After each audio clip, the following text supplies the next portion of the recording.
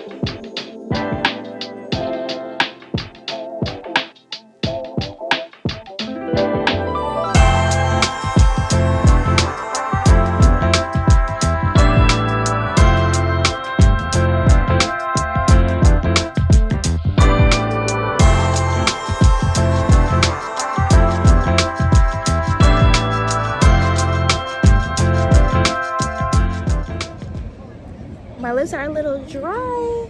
I haven't said 2 words to y'all and I am so sorry. I have been ripping and running all day. I am so tired. I didn't even show my receipts for my groceries. My produce from the market came out to like $61 and something, maybe 64.